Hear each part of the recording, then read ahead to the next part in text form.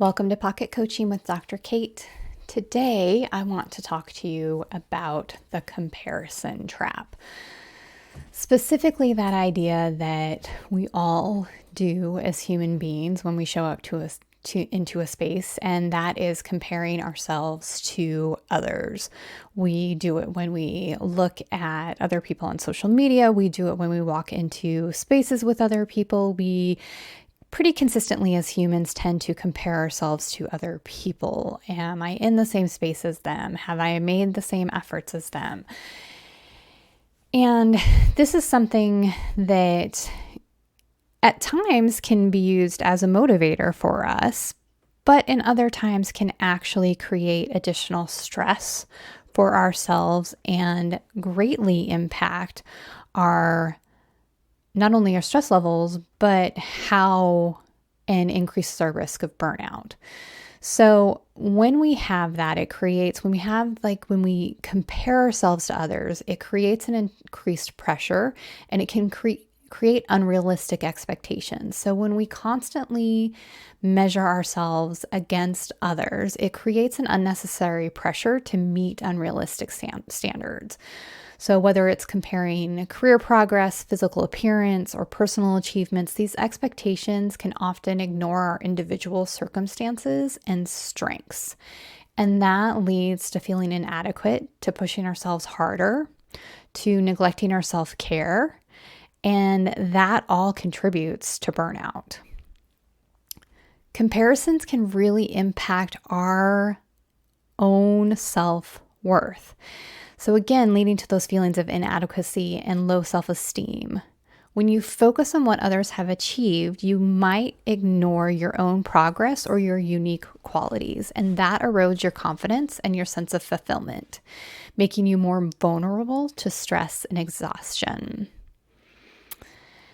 It creates an unhealthy competitiveness. So while competition can be healthy, comparing yourselves to others will foster a toxic or counterproductive form of competitiveness. So instead of collaborating to learn, grow with others, you may become preoccupied with keeping up, and that can result in chronic stress and emotional exhaustion.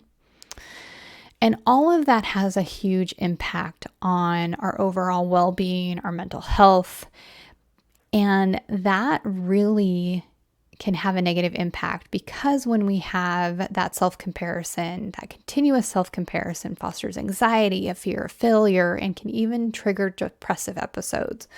So as those stress levels rise, so do cortisol levels, and that leaves us physically and emotionally drained, and that can exacerbate the cycle of burnout. So what are some things that we can do to avoid comparison-induced stress and burnout? First, focus on your own personal growth. Shift your mindset from comparison to self-improvement. So track your own progress and set goals that align with your values.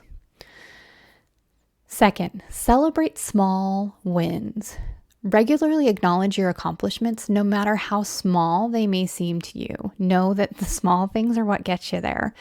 This helps build self-esteem and counters the effects of comparison. 3, limit social media exposure. Social media often fuels comparisons and it presents a filtered, idealized version of others' lives. We all present the highlight reel. So reducing your time on these platforms can lower feelings of inadequacy, or being really intentional about your time on these platforms can help lower that inadequacy. And finally, practice gratitude. So focus on what you have rather than what others have.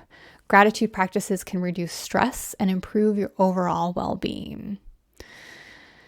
So in summary, do what you can to curb that comparison, that natural kind of drive to want to compare yourself to others, so that you can create more space for a more balanced, fulfilling approach to your life, which reduces the risk of burnout and reduces your overall stress. I hope this was helpful to you today. As always, I wish you to be well.